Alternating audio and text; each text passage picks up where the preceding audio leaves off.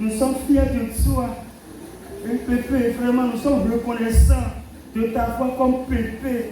Le temps Pépé de l'air, il est pour nous sur la de beaucoup, ça carré dans le bon village, il y a des gens qui voient, il y a des gens. Mais Pépé, il y a mon tour dans toi. Parce qu'il nous a pris l'histoire. Yes, il t'a dit non.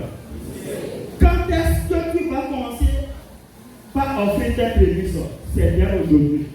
Et puis là aussi, c'est vrai. Il y a un moment où il y a aller à côté du bâton. Il y a un moment où il y a aller au côté du bâton.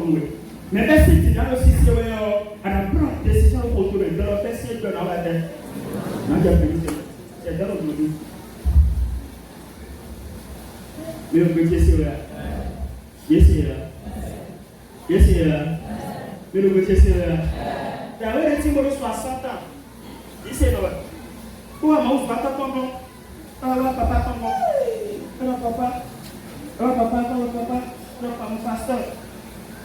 Vraiment, c'est difficile. Il faut nous qu'on va faire. Donc, à ce moment-là, pour les gens qui ont bénéficié de la sortie de 10 millions. Bon, quand on projet, vous avez pour Saint-Esprit, il s'est dit, on va vous papa, on va mettre 60 ans à vie avec vous. Vous avez une enveloppe de 10 millions. Vous avez un roman de nous. Vous avez un fico. Premier signal de ça, c'est noir. Premier soir, nous allons vous mettre le roi mettre une prémisse. Papa, la fille est pleine. Nous voyons des problèmes. Il essuiera toute l'âme de nos yeux. Il sauve. Donc, il est dit bon. Et il est trouvé ça dans le Bible. Puis, comment vous trouvez ça dans le Bible?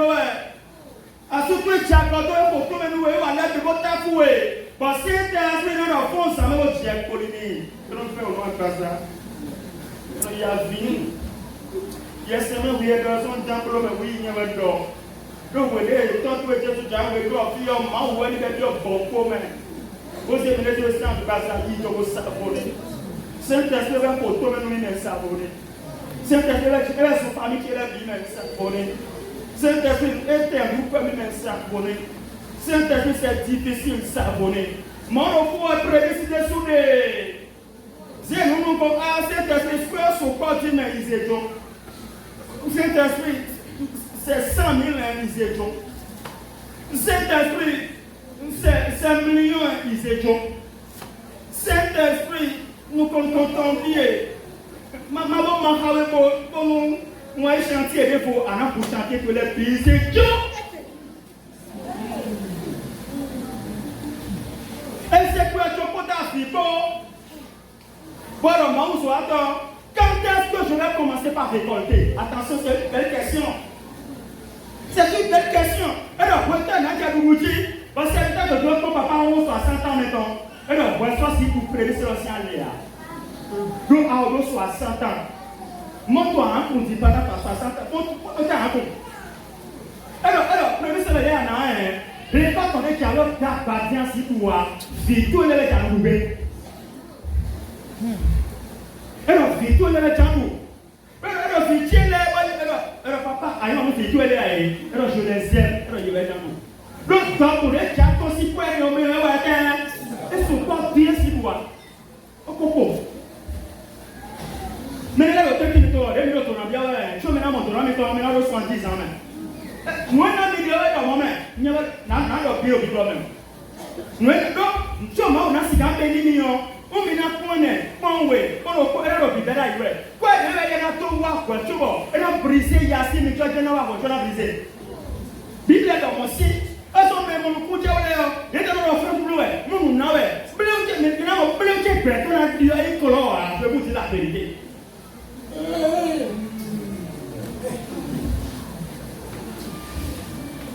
merci pour les gens. Merci pour Jésus pour si pere ma so na considérer ma Ezéchiel 44, nous avons donné le film, et quand on dit, et quand on vote et on communique, mais quand on est au récit, quand on est au pasteur, Et que veux-tu faire avec les 10 millions? Ça, c'est une belle question, mes frères et sœurs. Et nous sommes maintenant dans nos colonies.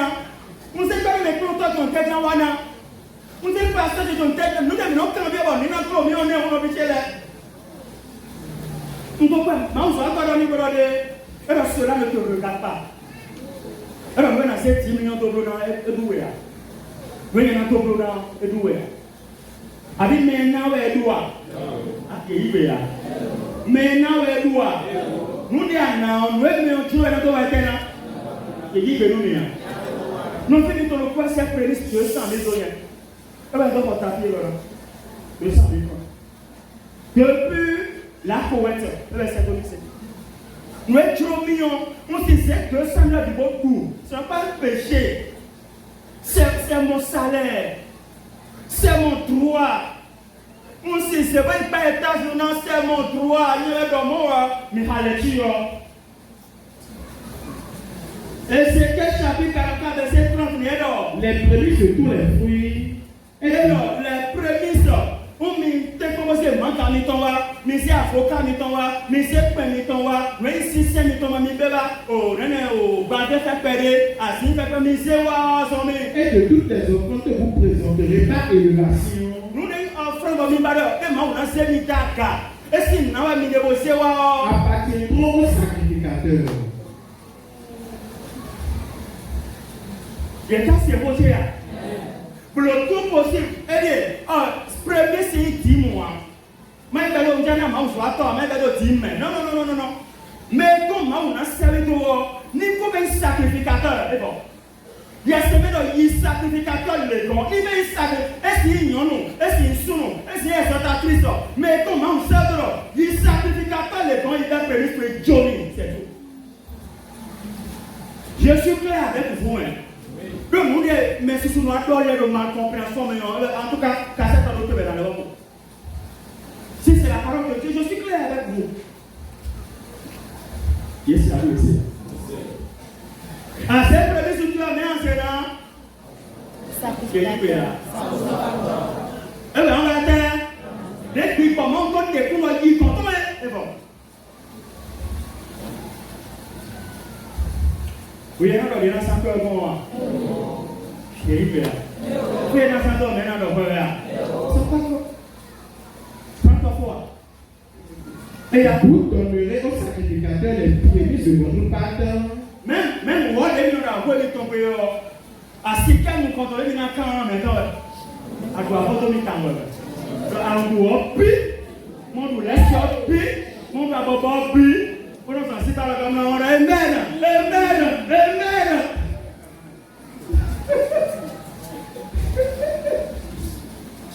Tout le temps, c'est fini. Mais c'est mon cher. Et maintenant, il y a un comité, mais la mort a connu la carte pour prémisse, mais dans la petite vidéo, je suis souvent. Une heure récente, un petit vidéo prémisse. Vous prémisse, on est venu dans la comité, mais nous sommes venus de foyer comme ça. On prémisse, vous lui comme bouton. On prémisse, vous lui comme bouton. Nous sommes venus de débrouiller à porter, mais il ne veut pas continuer, mais non, on peut pas compter. Prémisse, maintenant, je vais continuer pour toi, mais non, je vais pas me taper. Mais non, je vais pas me taper. Prémisse, maintenant, nous ne pouvons pas. Il doit monter là.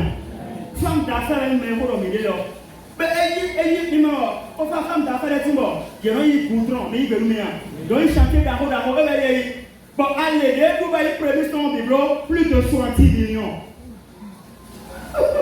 Et là,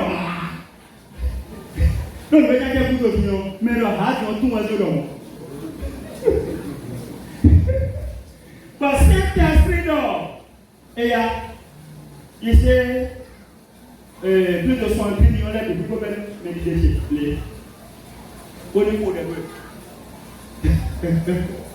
Alors, qu'est-ce que c'est ça? Qu'est-ce que c'est millions en ville? Pour les millions. À ce moment, on contrôle le chantier, nous contrôlons le lyonnais. Nous avons cette explication. Le chantier, nous contrôlons. Ben, vite, il y a une autre. maman qui va aller. Nous avons une autre. Ouvert nous contrôler à mon, il y a nous contrôler à qui souvent nous contrôler à nous beaucoup aussi alors il sait que les sont aussi serviteurs qui est lié. Donc serviteur content. Ben serviteur quand et serviteur quand et c'est un peu là pour diamant c'est dit vous me la tomber. Et c'est un peu là pour alors ton enveloppe, papa ton enveloppe.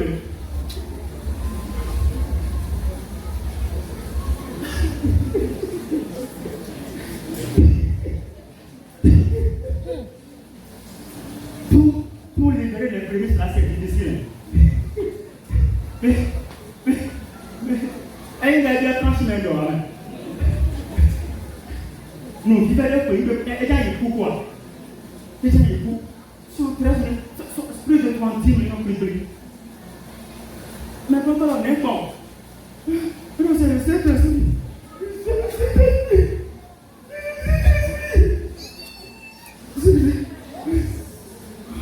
Parce que nous entendons, parce qu'on a les demander, c'est exactement ce que nous nous les prenons dans l'île. Pour bien. Chantier dans l'idée pour pas lever au camp. Et il y a quelque chose sur ce bord. Tu as tiré le soir, aussi sur le carreau. Et pourquoi? Et pour nous prier. Il y a mais il y a la voiture,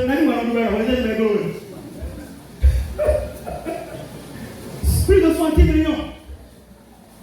Eh bien, il faut mais quand on prend contact vrai, on dit qu'il y a il y a 6 mois, il y a mon déa. Il y a vraiment le corps, il y a mon déa. Ben, il y a personne, maman, non, si il y a de paix. Et donc, nous devons nous dire, Jésus!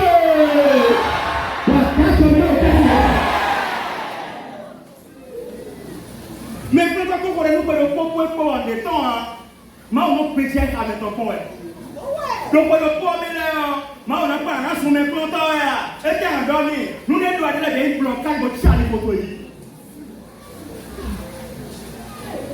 Oui, nous devons nous dire, et pour ce que nous avons pour toi, mais quand on joue de l'autre fait, pour le dépôt pour Maou, Maou, le gars, c'est pas de nous. Eh, mais quand on joue de l'autre, et on dit appelle nous, nous faisons maman, ouais, maman, nous, ouais. On va dire appelle ton. Et donc, Maou soit merci. On va dire merci. Et donc, préparer, c'est prévu sous Tchéba. Moi, collègue, on a eu un sous, on doit nous. Il y a, si Tchéba, si ça va, chantier, ouais, quand on monte vos foisons, on va nous aller 200 millions. Dieu n'est pas fidèle. Mauro fidèle là. Mauro mine. Pas que le retour fidèle du mien. Pas que le juste ou quand pas que la vie de Mauro. Le banquier le plus fidèle. À quoi est-ce que les actions doivent nous la doit aller tout le monde.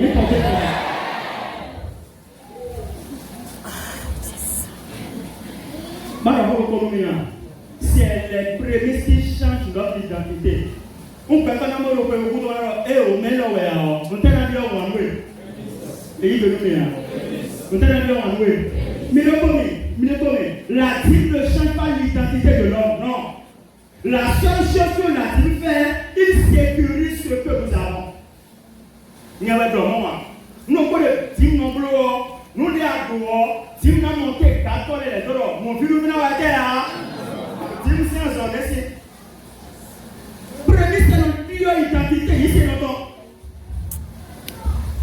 Prémisse, et voilà, on devait papa nkarotine si maman nkarotine na baron blow front ball pete makati yo diawene dimwea prémisse même identité c'est longtemps c'est pas les dîmes la dîme sécurise et il y a que vous la dîme ne nous envoie pas une grande bénédiction parce que c'est les écluses du ciel qui sont ouverts sur nous quand on voit alors dîme na et le mot on fait l'être la route catholique on tourne à la voie bien pour le on tombe dans la terre il faut nous mettre le dis meilleur et on fait l'être ouais fait pour on quoi les temps ah il a fait l'être fait pour on quoi les temps d'accord alors tourne d'accord pas le prévu souvent d'accord dis meilleur le temps dis moi à quoi du bas soigner c'est la 10e Amen. La seule chose, nous connaissons, nous prions, nous identifions, la prémisse. Yes, yes,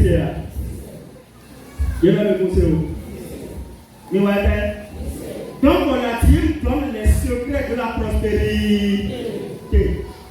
Si nous avons un secret, de ma opinion, comment on peut la dit sécurise, nous donne des secrets et préserve ce que nous avons.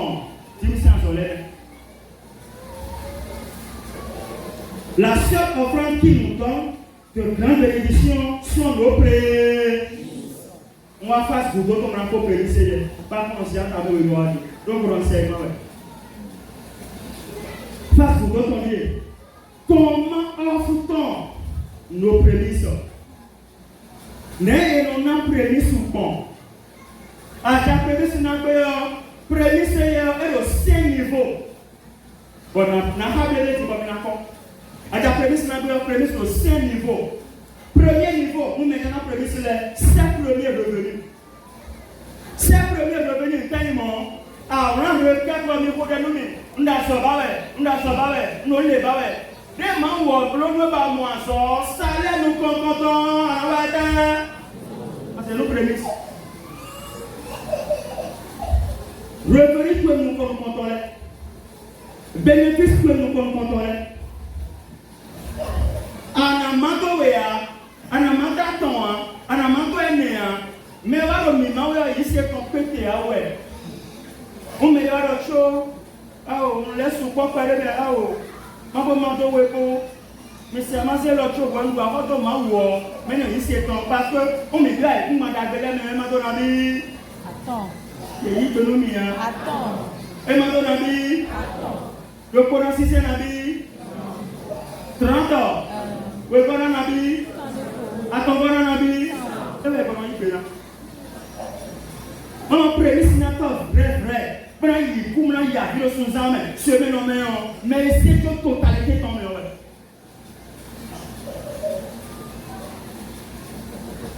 Mesdames et messieurs, Madame, maintenant, à 1 kilomètre, bah, on va sonner. Et on va sonner un problème pour nous. Ben, il y a un coup de main dans le nez. Après, nous comptons bien le chemin que ça a dormi en cette prémisse. Il faut avoir foi. Il faut accepter mourir d'abord pour donner ça là. Mais là, nous pouvons faire. Mais pour l'instant, il y a si bleu, il y a quoi. Oui, pour une parole, le casser, moi, je viens. Et on m'a pressé. Enseignement, le milieu. Nous prédication, nous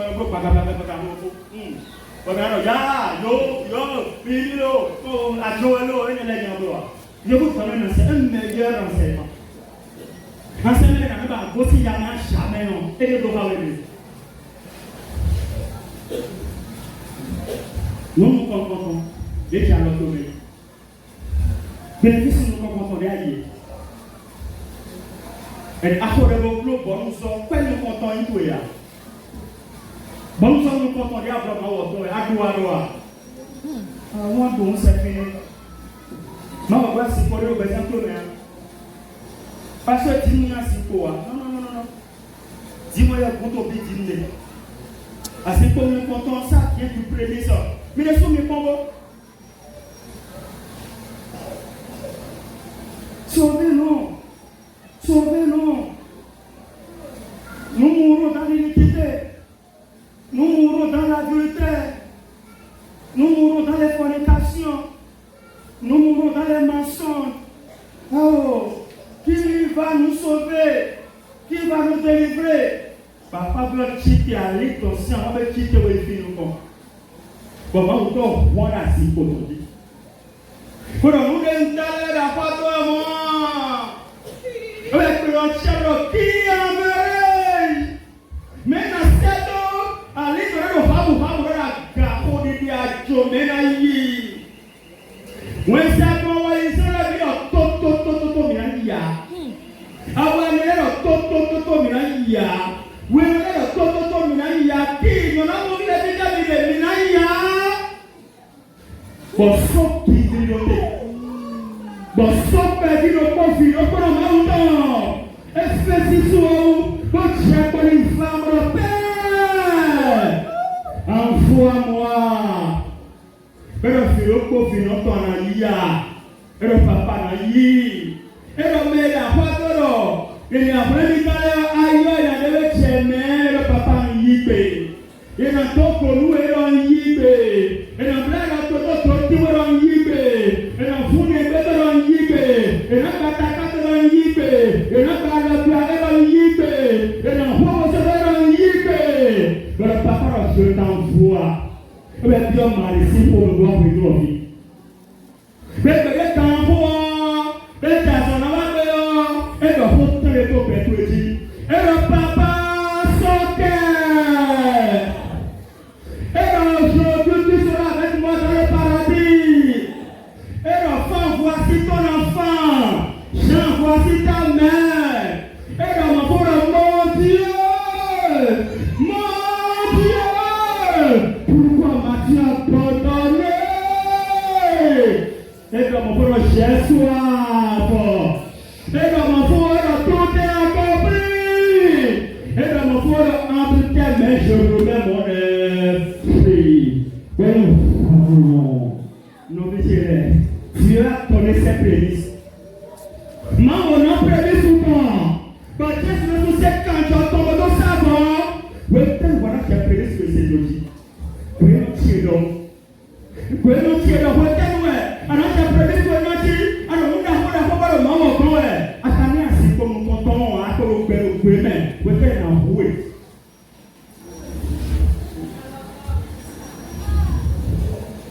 Yes, ça bien ici. Deuxième niveau de prémisse, l'augmentation peut-être revenue, affaire ou salaire. Alors, nous 50 000 francs. Pour cadeau des fouets, à tout le monde de promotion, le cadre va servir 60 000. À 40 salaire 50 000 nous prémisse d'ailleurs. Dès qu'on va augmenter 10 000 qu'on a, 10 000 nous contrôler, augmenter en mettant le lit de nous. Nous, on a complètement pas dit à son mère, et on est en le bonheur. En ancien, nous prémisse. Mais non, pas nous, nous sommes morts. Les cas sont payés, peut-être bien de faire bon. Et que Dieu peut, aujourd'hui c'est aujourd'hui. Et que Dieu peut. Nous, si ça peut dire, affaire que Dieu, bon, ça va quoi le monde à dire, pourquoi tu as pas dit nous? Père Dieu, les versets qu'on a prémis, c'est un peu qu'on est mal dans le monde. Troisième niveau, chaque début d'année. Et là, nous comptons à faire des moments où le péché là. Pour le coup, il faut quelqu'un en a prémis. Pour le coup, il faut quelqu'un en a prémis. Après, on doit faire les bien pour les autres. Nous sommes Sous-en, nous comptons à terre. Nous étions tous les. Une fois dans une année, on a prémis. Niveau à ton gars. Niveau à l'école, et le prémis sous mais notre Dieu pourrait nous, Dieu pourvoit à nos besoins par hasard. Mais Dieu ne rend pas l'homme riche par hasard. Non, non, non, non, non. Non, non, non, non. La richesse se construit lui-même. Mango rien, et on avait des babas par hasard par mort. À moi, on a bien trop la richesse se construit. Nous les gens de l'air, on a pu pleurer, et on a qu'elle dit, et on a mis certaines de filer, et on a donné les boulot, et on a nous pour les naïfs. Je suis clair avec vous. Il est là. Vous êtes là. Oh, mais comment on dit? Et il y a une commission dans les gens. Mais comment on dit? Quand tu marches ton receveur, et toucher les quoi? Ils sont pleins de décisions. Mais nos dieux ne sont pas le Dieu sont pour. Ils sont pleins de décisions de l'étang. Tous les lundis, on met le petit sévère. Il dit que nous, tous les lundis, on soit pas les timbres d'ancien. Man soit pas les timbres. Et le man au poste sévère, pour le faire pour aller, pour le faire aussi sévère. Ben, ça tombe, bon, moi, les comptes vie, ton privé, et de sanctification, et de consécration, et de vérité, et de amour. Et les comptes vie, on a passé à 6 côtés, et les bénédictions pour une pauvre. Fille, pour bien bénédiction, mais les tout, Saint-Esprit, mais content d'or. Mais les super, mon Dieu, il a semé, il a payé les prix. Nous voyons ça, pardon. on va décréter peut-être qu'on va niveau ton, nous allons aborder tous les lundis, annoncer 100 000 francs, on va dire, maintenant, il faut compte on dit. Bon, pour tous les lundis, mais pour nous, c'est 100 000, nous avons mais pasteur, c'est comme dit. Et nous, c'est 100 000, nous avons pasteur, c'est comme dit. Et bien, nous avons fait d'abord, et on fait le pasteur, nous avons pasteur béni, moi, pour le nommer. Et bien, nous comptons, et nous wécons, et nous sommes habitués de dire. Bon, pasteur, quand bien alors, n'importe quoi, nous sommes pas de nous voir. Mais alors, pasteur, je te veux, nous ne voyons pas. Nous, nous avons sondé. On se fait alors, nous, on a si pas pour comme il dit d'ailleurs, ton les prophètes a bien, mais c'est au moment où ton les doit avoir été. Il dit que là, ton les doit avoir été. Donc, nous tombons dans le ministère, nous ne devons sauver tout personne, mais on tombe dans le matin. Nous devons maintenant. Il doit me pousser.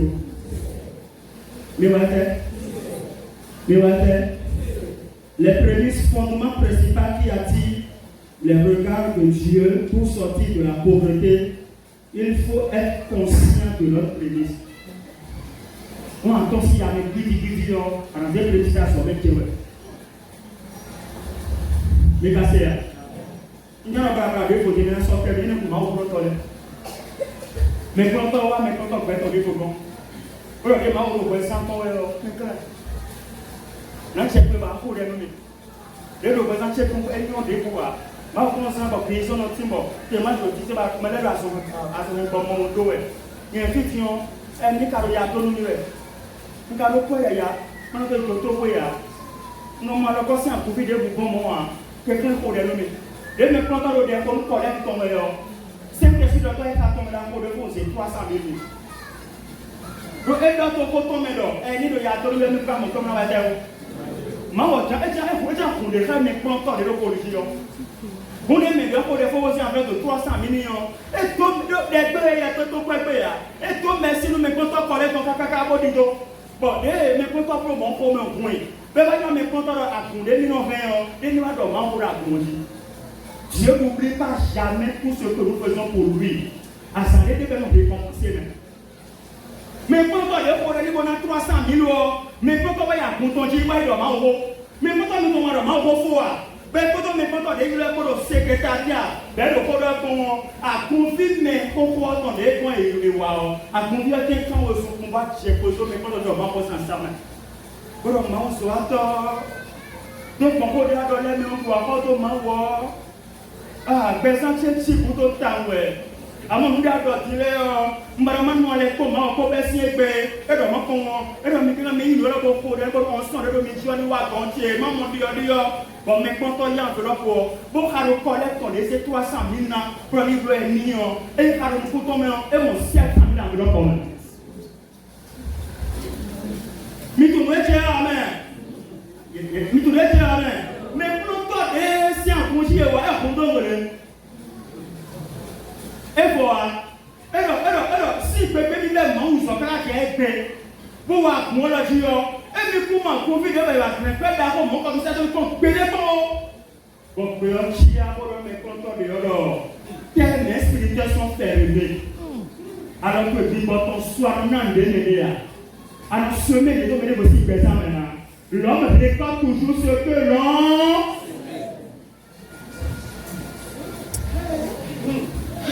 Mais si la Bible c'est là, il y a eu mais si la Bible c'est là, 4e niveau de premier sort, tous les cadeaux soudains qui est consistant, il faut relâcher. Mais l'autre vient, mais la mandole elle a un niveau de mango. D'accord, on dit où il y a son, il y a un mandole mais madame elle a un niveau de mango. Gloire à Dieu. Alléluia. Où est-ce qu'on est là? D'accord, mais nous tombons. 4e niveau de prédiction. Tous les cadeaux consistants. Les premiers cadeaux. Alors, nous pouvons avoir à soir le fil de verre. Bon, mais on nous compte. Moi, j'ai un cadeau de l'empereur et dans le 20 000 francs. Moi, pardon. Le Seigneur, il y a un homme qui nous va, nous contrôler et le consistant. Et il est beau, nous couper même. Et il y a 100 francs, il y a un Seigneur, moi, il est là. Je le consistant, je le répète, je le consistant, je le monstre. Je mérite bien un ami et je ne le mérite pas. Pourquoi d'abord que je un ami?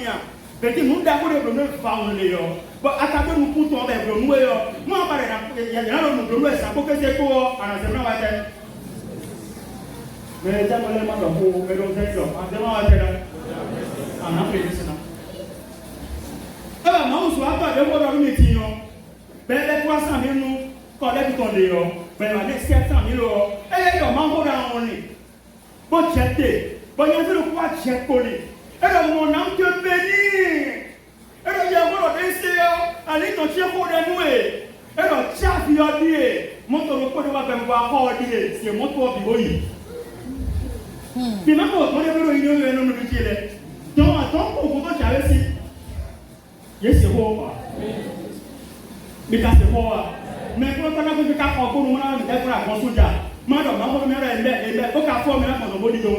On est là on a nous sina idea. Wotan na sa tomba ho da ho lele. Nyaja je pro mo na nko beni. Bo se mo to si chabi jo. Ba o me pro kaka. E di fini kaka. Ba edo joali o me. Bo yo wa content of relâche. Ka to mo content of relâche. Et comme nous montrons comment toi-même, moi, on cuit, on climatisé, on te donne des caca, puis alors relâche. On m'a ouvert nous des prévisions, nous des anamaïs pour ya. Et dit que ya, joie de meilleurs joie de. Piou. Mais quand on vient faire tout garder de même. Et donc Seigneur, je vais faire quoi? Et alors relâche. En dit d'autres problèmes, mon problème c'est bien. Mais quand on va dire, mais on passe sur les filets. Bon, on soit pas quelqu'un ou vraiment le canton. Ni si on tombe, c'est dans ma ou soit. À tout le monde, il y a la restauration pour ouais. Mais on soit dans le côté ma foi, non seulement à son appel, au cadeau en sinon. Pasteur, ah, mais le côté a dit pour me faire ton écho. Pour moi, on est vraiment pour mon autonomie. Mais le pasteur sur le pot, posez mon tour. Mais tu l'as dit, à moins que 3 mois, il est mon toit à temps. Ma on descend en photo mais il faut pas le corps passer encore. Nous sommes personnes qui sont nous composons de la nama mais non la terre. Il dit que nous mais non la terre. Nous avons pour l'économie extra verset 5 ans. Pendant que nous allons pour mettre mais pendant que vous vivez bon temps. Allez sur comment à ton corps bon mais pour les nous à ton corps verset 9. Nous avons cinquième niveau de prédiction, cela est connecté au serviteur de Dieu. Il y a un monde à dire, mais quand on va voir Christ, on va voir comment on va faire le Dieu. Et il vient pour y mettre tout le monde dans le monde. Il y a eu le lumière dans le monde. Si nous nous comptons, il y a un faux. Il y a un petit sévère. Et il y a une prémisse pour y avoir. Il y a un petit sévère. Et pour que vous n'avez pas de lumière, et on a même un peu. Bon, nous école, à consulter nos voisins. Si on y est là, on va faire le contrôle. Quand il y a une contrôle, on va faire le contrôle. Il y a 100 000 francs. 100 000 francs, il y a un emploi. 100 000 francs, il y a un emploi. Naïs, le prophète, ici, il y a un sacrificateur, ici, il va essayer de faire un côté, mais on n'a pas peur, il m'a dit, on n'a pas sorti de l'eau. Premier, c'est rien que voir. Moi, je suis votre grand, votre tapé, mais quand on voit un chao, on va presser la main. Non, non, ne laisse-moi sous poteau. Ben, ne laisse-moi dans ces dates. N'a pas de mais laissez-le vraiment pour le milieu. Les chefs de famille de Judas et de Benjamin, les sacrificateurs et les lévites, tous ceux dont Dieu réveilla l'esprit.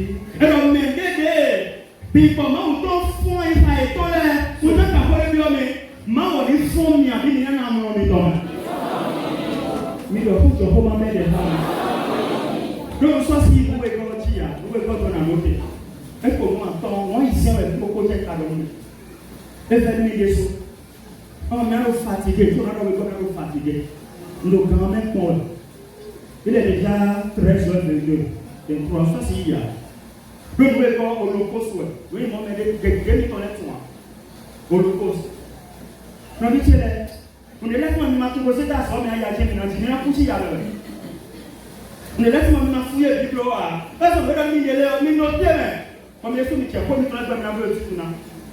Parce que c'est un choix. Tu peux choisir. Avant un père, avant un choisir. Donc, l'autre on a appelé, on appelle des femmes. On appelle des bébés.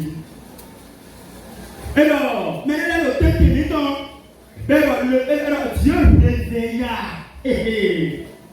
Mais moi, après cette prédication, il y aura des réveils sur le plan financier, dans la bénédiction. Compétent professionnel, compétent télé, compétent boutique, compétent journal, compétent financier, compétent fonctionnaire, compétent aquarium.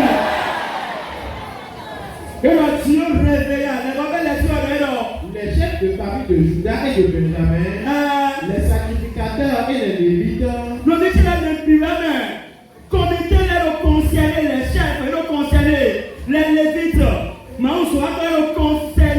les sacrificateurs,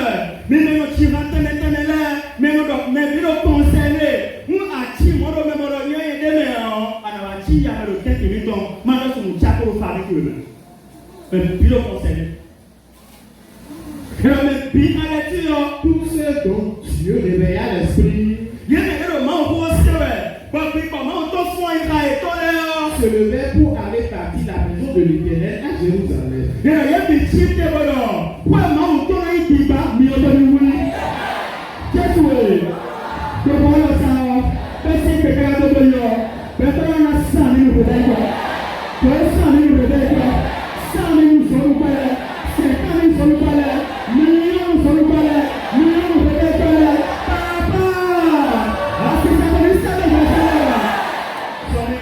Tous leurs alentours leur donnaient des objets d'argent, de l'or, des épées, du bétail et des choses précieuses, outre toutes les offrandes volontaires. C'est ça. Nous voyons nous coucou mangoua nous dit et la zone de la mode de l'or. Carré toi, oui c'est le mec quand j'en ai carré toi, oui c'est le mec nous vivait oui mais quoi pas nous comme flot nous d'or papa on m'a banné. Autant qu'on va compter à 6 mois et avec le clé et quand il faut tomber, oui c'est le polo premier né dans la main et pour les photos des pères des jours des manteaux blancs pour le papa n'jamais pas vous que valeur n'en avez pas créateur de putain 6 ans de la peine oui pour ça oui et c'est vraiment non votre maintenant pour moi d'abé nos métiers là on ne se moque pas de Dieu et nos diamants au bois le bloc de l'air sont présents petit jacomais. Si tu sèmes la moquerie dans l'église, tu vas récolter des moqueries. Mais quelqu'un, elle a mis ton livre pour te donner la main. On ne peut pas mettre les barres de moi. Mais réconcilie jamais. Mais laisse-moi qu'elle est ton nom. Mais tant que tu vas dire, allez-nous tomber les deux quand même. Allez-nous tomber les deux quand même. Voilà, la nuit, ne pas te bénir.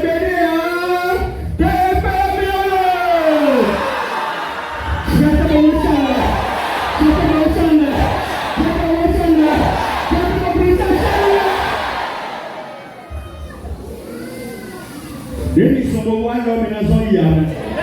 Ko ni ko mi to na bio le. Me to na ni ko bele le ba. Verset 6 ya ko no na bele. Ne la si loro. Verset 6 sobo wa. E do prebi so opina ya lo fa ka je do. E do prebi so opina je la ma ko. La si so ma ko ne lo. Tous leurs alentours leur donnaient des objets alentours de l'or, des épées, du bétail. Dis-moi, mais si tu vois font là, bon mais les gens nous d'abord ma volé, ma volé si font mais les deux il est. Et si nous maintenant tout bon mais si ma on a tout ma de gomme là mon tomber. Nous voulons tamon. Nous n'y a pas tamon. Mais mon micro si tu au cahier moi, et pour quelques mois, et pour 4 mois ndé. When I have young people, they go man. I pass on me on noise. I pass on me on noise. Mercy, penny, mercy, money, mercy. merci entreprise numéro 1, merci à son milieu, merci le compagnon de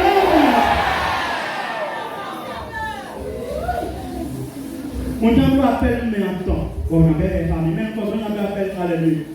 Il y a des gens qui ont prévu son période d'ailleurs. Mais quand on fait au moins il y a un temps. Et donc, nous pouvons ouvrir. Et il faut que vous ayez conscience à l'air, nous devons aller à l'autre. Nous devons aller à l'autre. Nous devons aller à l'autre. Parce que quand on doit faire comme alors, Amaro, nous devons faire comme on doit apporter au lait. Mais on va parler sans être dans le titre de l'amour de Fale. Mais le pas de l'amour de Fale dit, mais prendre décision si on a pris des bébés là, et quand on a compris là. But you can be on cash, no me come out. You can be on less, me come out. But when they get you on cool, but just not ressuscité. Just not level, and I'm for it, you put your level. But I'm to present on the poor, as well as on the child. No, I can come and play. Yes, I'm not the level of revealing, let me who you are, Sarah, not cheated. Mais I'm not going to pour les valeurs.